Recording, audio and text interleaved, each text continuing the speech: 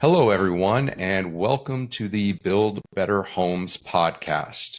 I'm your host, Royal Mortier, and with me is our co-host, John O'Shea. We both work for PLIRIS. PLIRIS is a builder's services company, and between it and its subsidiaries, PLIRIS provides a gambit of services to individual home builders and large builders, as well as our forensics division with services for insurance companies and attorneys in the construction defect realm.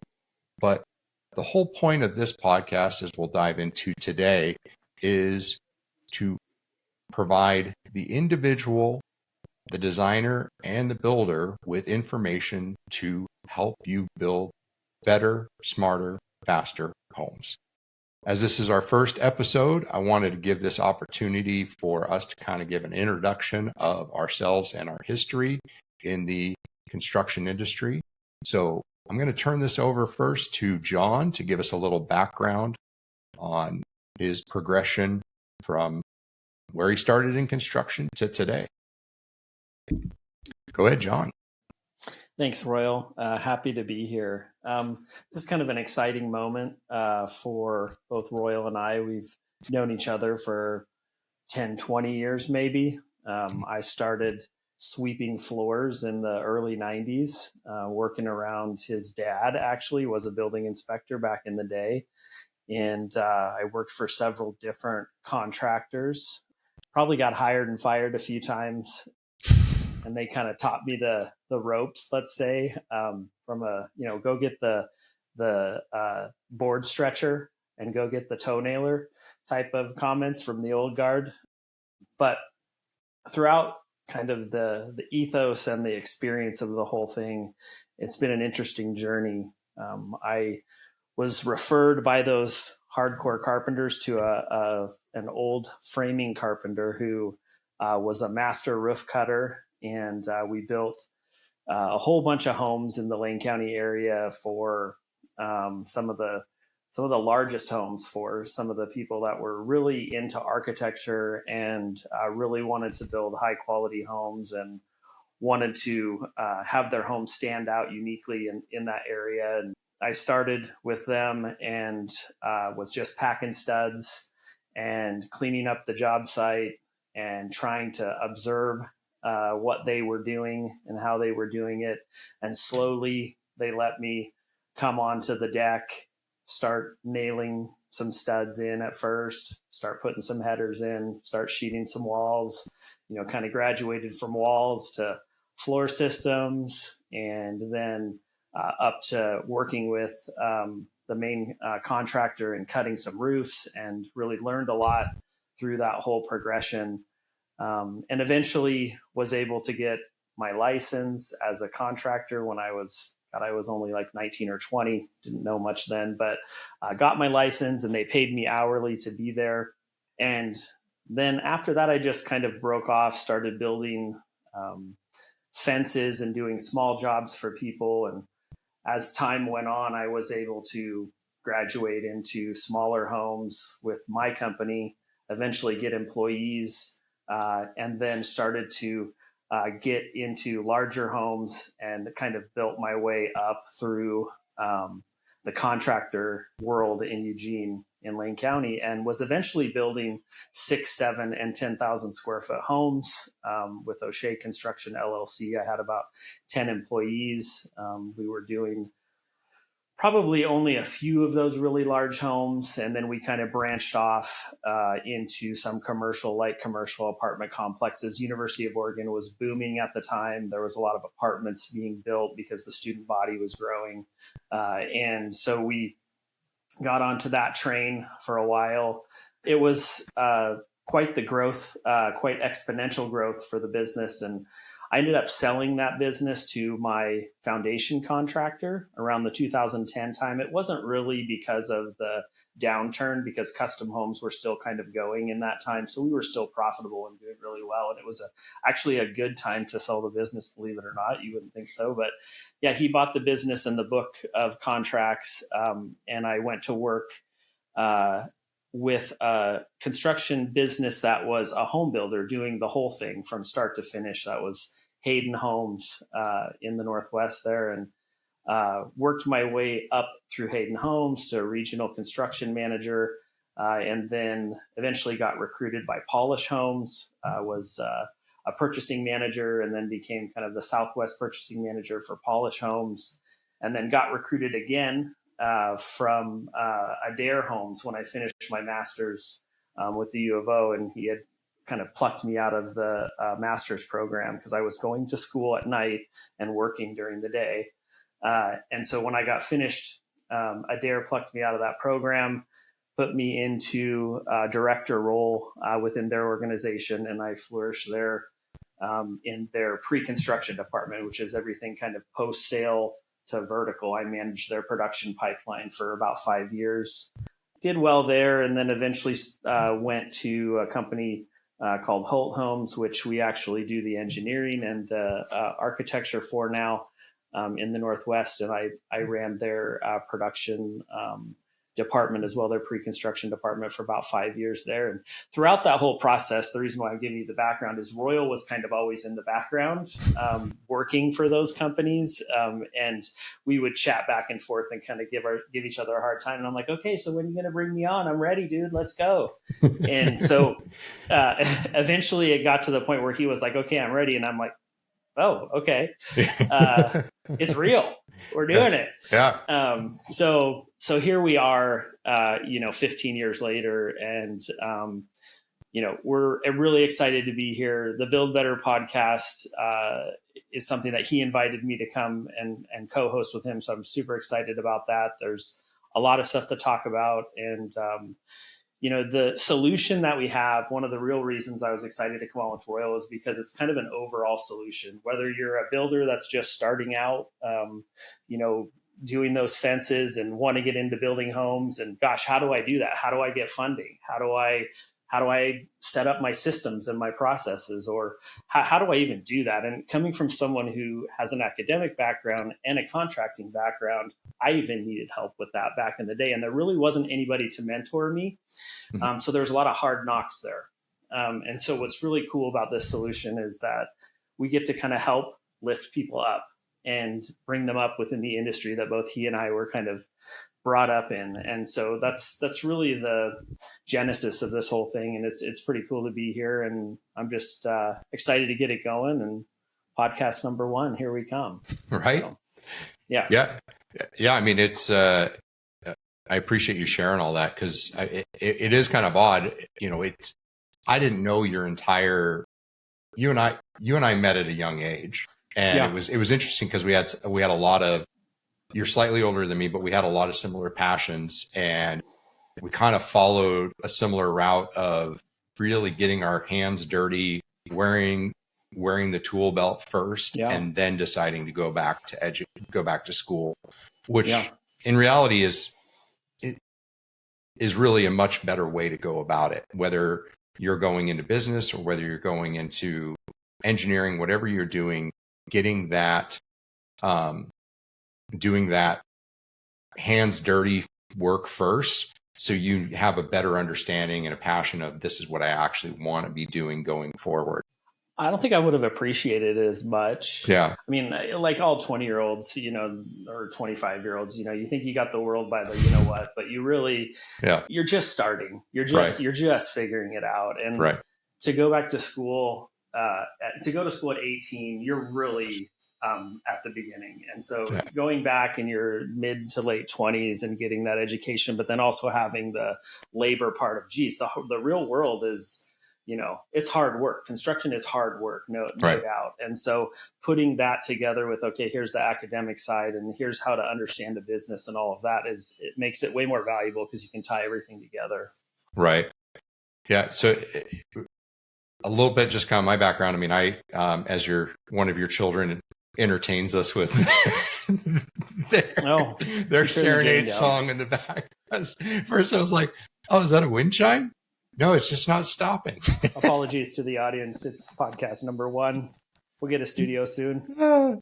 we both have young kids at home, so Yeah. we're gonna have those distractions.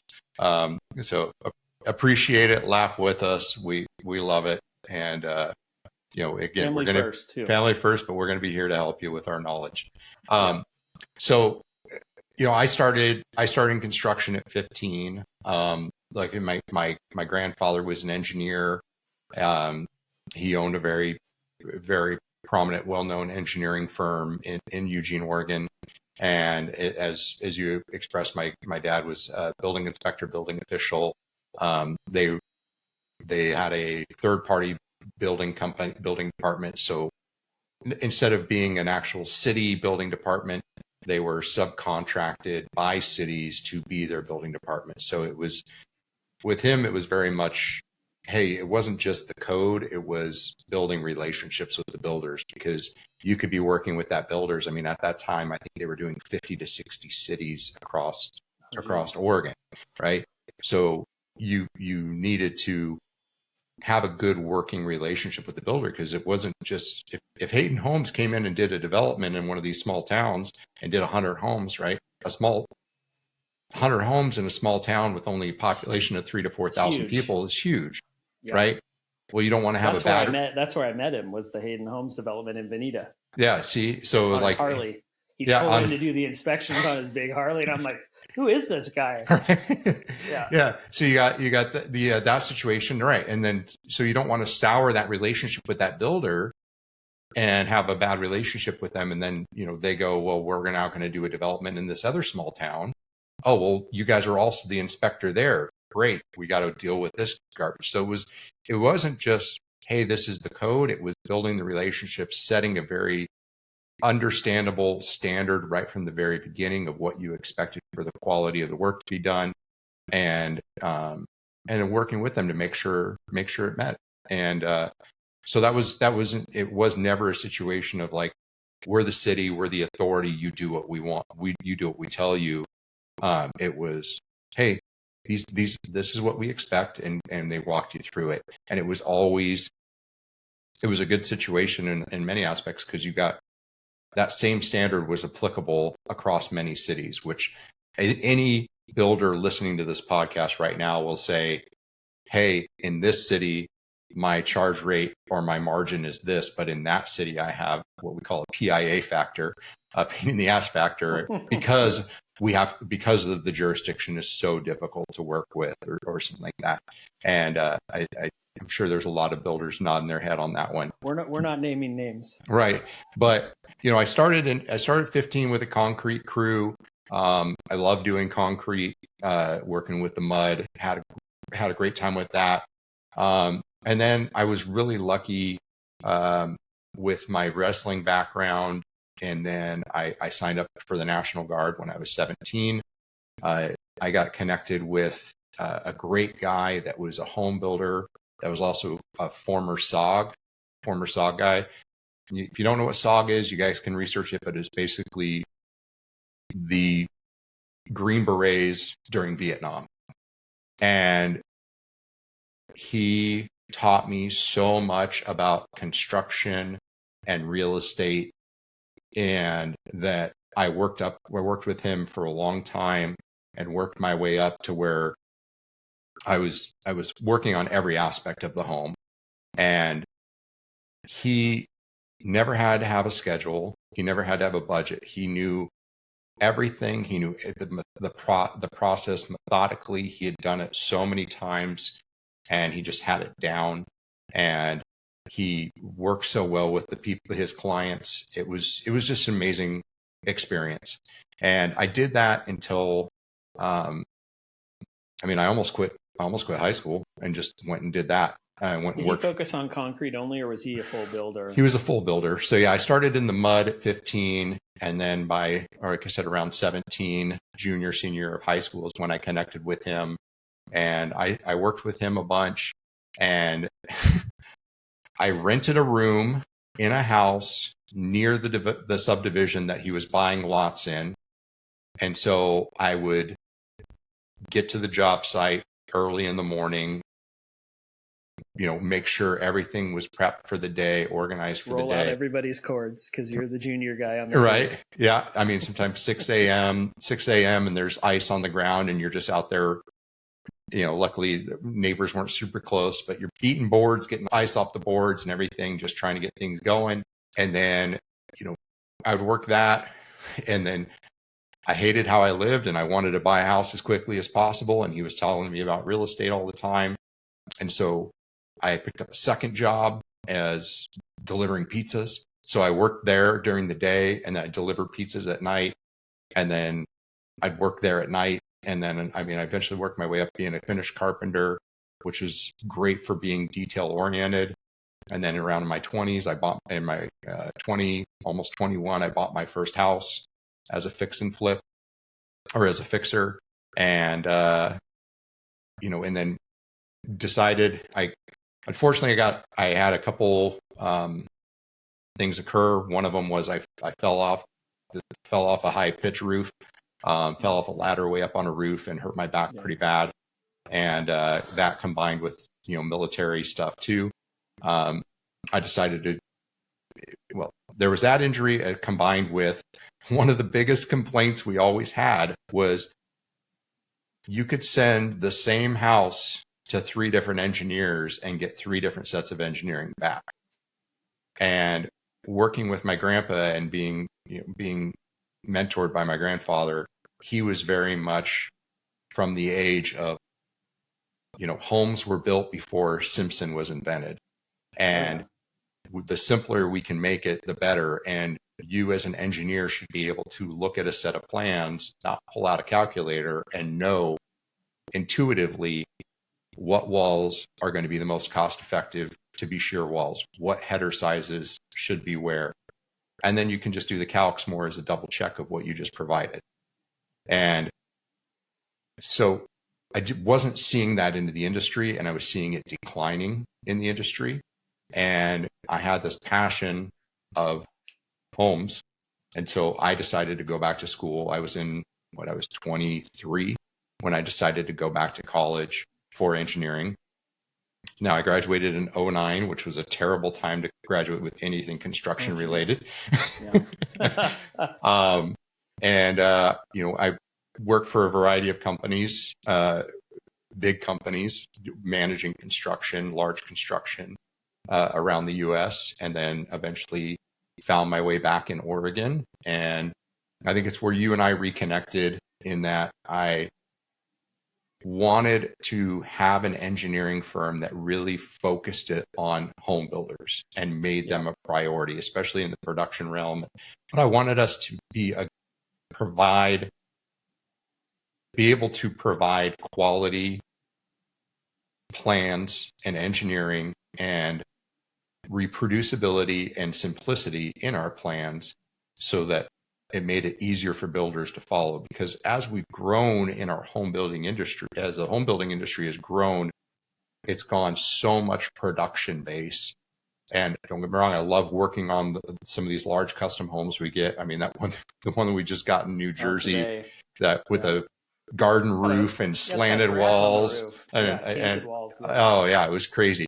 But those things are amazing, but that's not what the masses, right? That's not what goes through the masses.